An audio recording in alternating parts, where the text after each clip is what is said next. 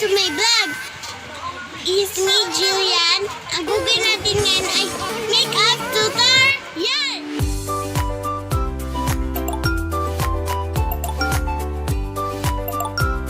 Ngayon kay Daddy ay may-make-upan ko siya ngayon habang nagsiselfon siya ngayon. Yung unahin natin ngayon ay lipstick. Uumpisan na po natin.